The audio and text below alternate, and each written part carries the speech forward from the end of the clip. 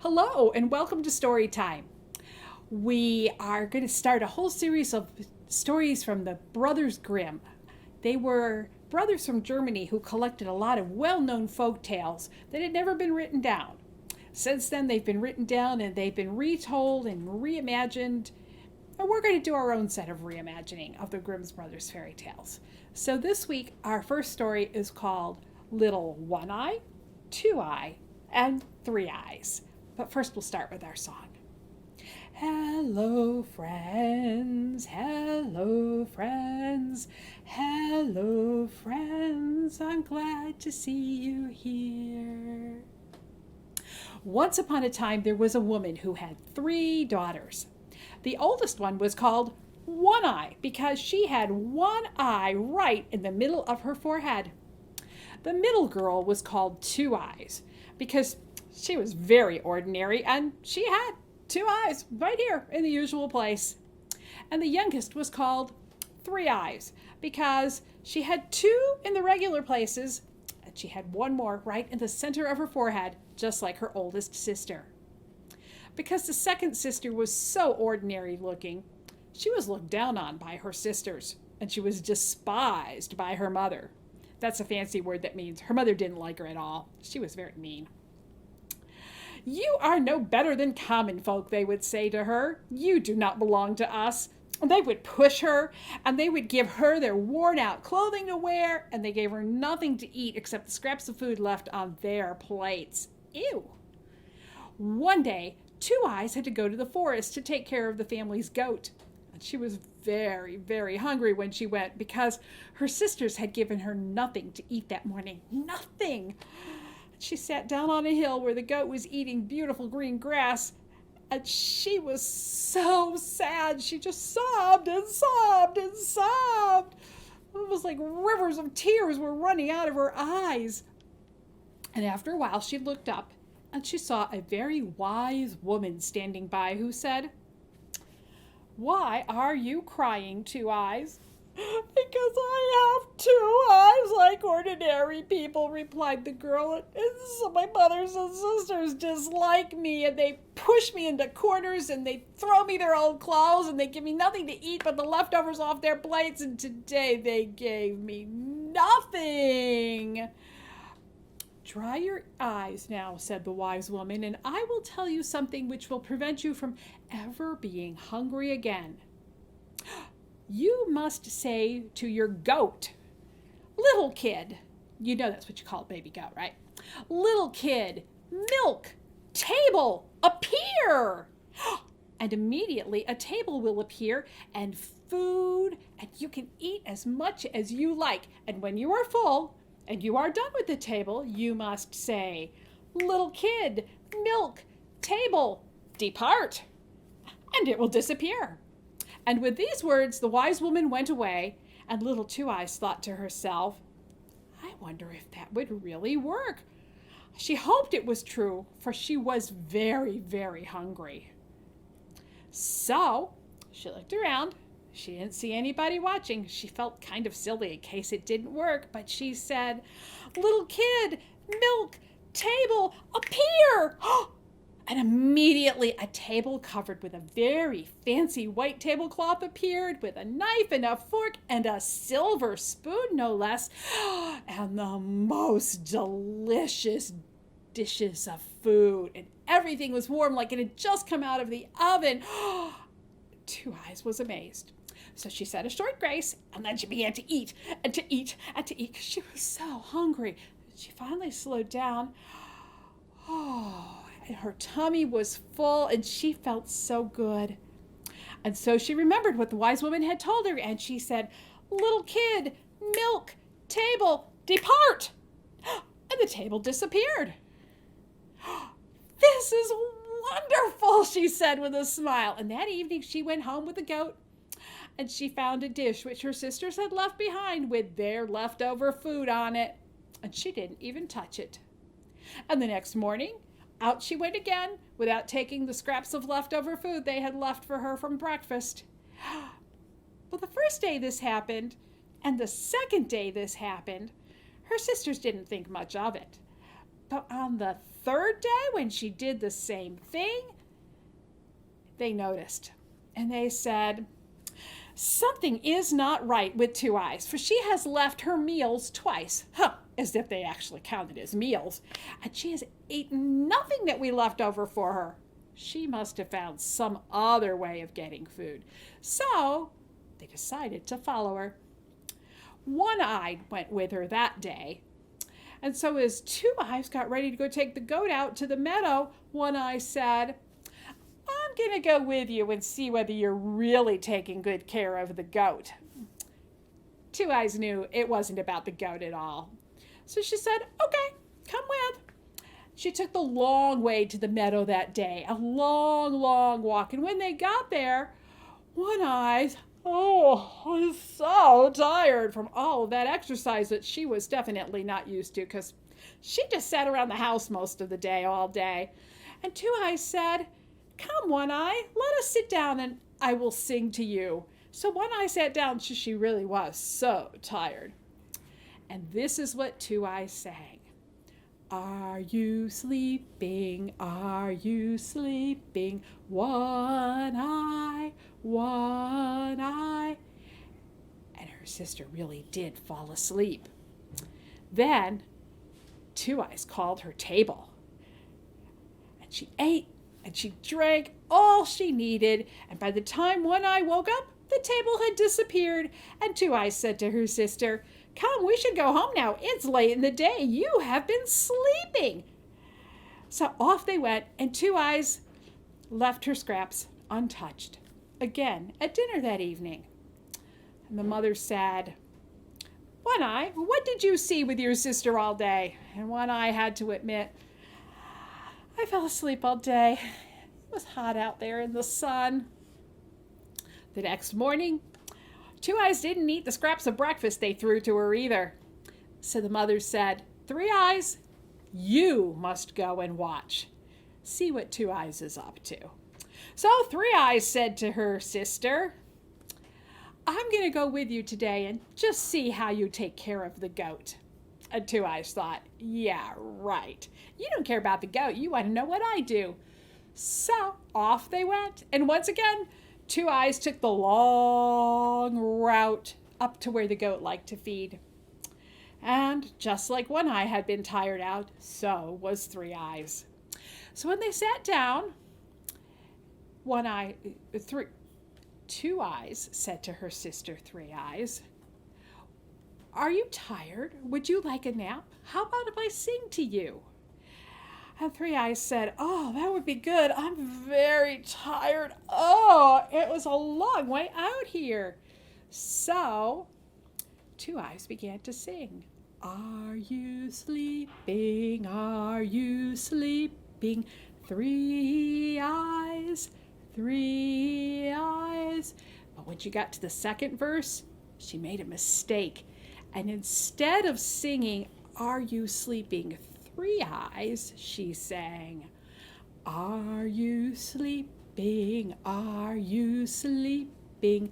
Two Eyes, Two Eyes. And here's what happened.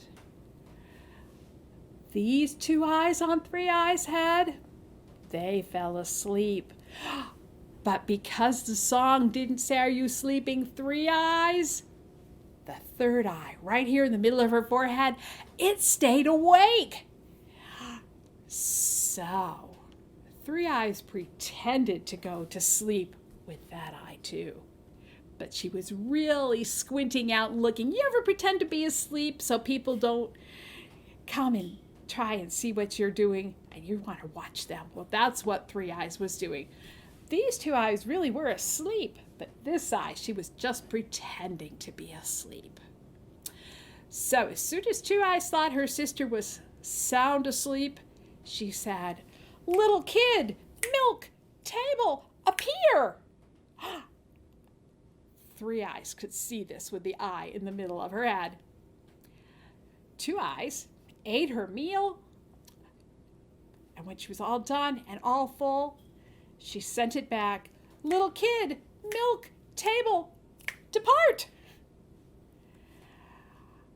At the end of the day, Two Eyes came to her sister and said, "Wake up, wake up! You are a good watcher, but it's time for us to go home now." And when they reached home, Two Eyes again had nothing of the table scraps that her mother and sisters tried to give her. And the mother said to Three Eyes, "Did you see what was going on today?" And she said, "I did. These Two Eyes fell asleep, but not this one. She has some sort of ability. She snaps her fingers and a table appears. And this is not just any ordinary food," Three Eyes said. "It's like it came from a gourmet restaurant. It's the best of everything. We don't have this good of food ourselves." And the mother got very upset. "What? You, Two Eyes? You think you're better than us and you get gourmet restaurant food and we just have to eat ordinary food? Well, I'll show you." And because they knew she called on the goat to help make things happen, that mother was so mean to Two Eyes, she killed the goat. And Two Eyes started sobbing right there because how was she ever going to eat again? And the next day she went out, but of course there was no goat to take out to feed because the goat had died. And the wise woman came once again and she said, "Why are you sobbing, Two Eyes?" And Two Eyes said, "My goat is dead. My mom killed the goat. And now I'll never have that table of good food again." And the wise woman said, "I'm going to give you a piece of advice. Go home. Tell your mother and your sisters that you want the goat's guts." Kind of disgusting, but she knew that nobody else would want that part of the goat. "Go home, tell them you want the guts of the goat, and bury the guts of the goat in the ground in the yard by your house, and your fortune will be made." And so saying, she disappeared. Well, Two Eyes wasn't sure what to make of this, but she went home and she said to her sisters, "Dear sisters," there's irony, "dear sisters, do give me some part of the dead goat. Let me have the guts." And the sisters laughed rudely, because, well, that's all they ever did to her anyway. But they had already eaten the goat meat. It was delicious, by the way. So they were happy to give her the guts because they had no use for those whatsoever. So when everybody had gone to sleep for the night, Two Eyes took the goat guts. She dug a hole out in the yard, buried them just as the wise woman had told her to do, and she went to bed. In the morning, when she woke up, her mother and her two sisters were out in the yard staring at a wonderfully beautiful tree that had never been there before. On this tree, the leaves were silver, and there were golden apples hanging off the branches.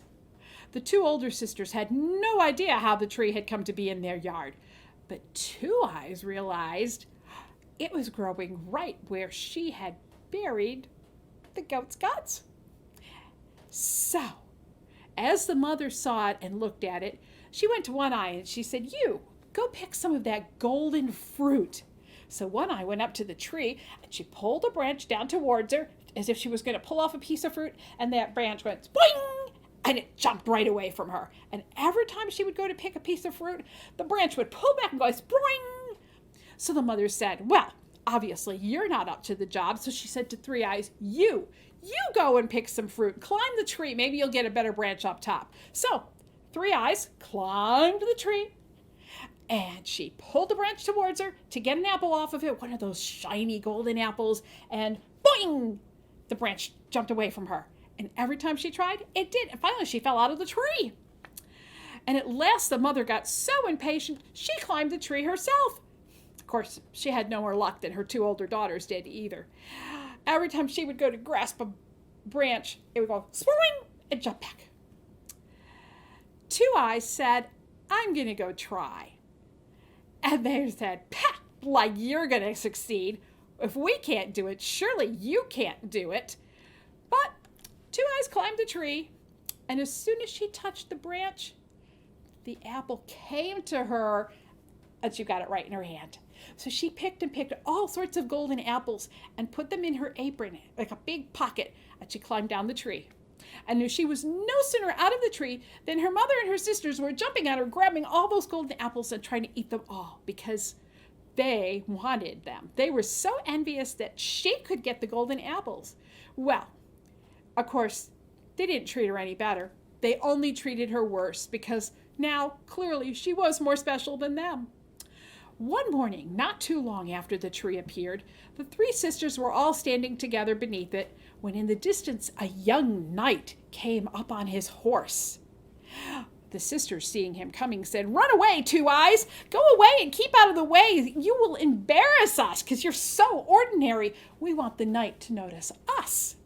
So they pushed her into an empty nearby barrel along with the golden apple she had just picked. Soon the knight came up to the tree, and the sisters saw that he was very handsome. Ooh, so good looking. And he stopped to check out the tree. For, after all, how often do you see a tree with silver leaves and golden apples? He said, "Well, who owns this tree?"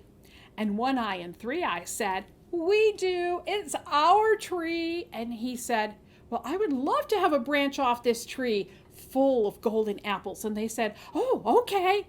Well, what do you think happened? Of course they couldn't pick any apples. They never could pick any apples. And the knight started to really look at them, kind of like, He said, "Are you sure that this tree belongs to you? It won't even let you pick the fruit." And the sister's like, "Oh, no, it's ours. It's ours."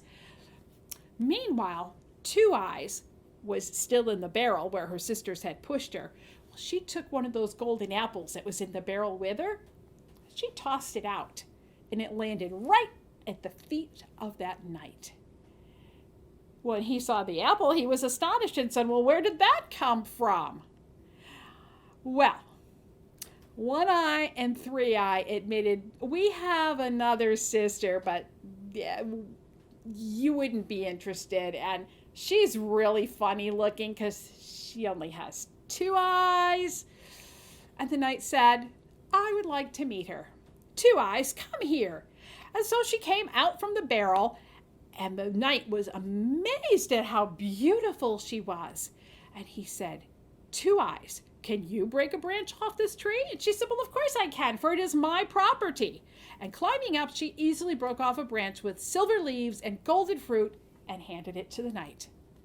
"What can I do for you in return, Two Eyes?" asked the knight.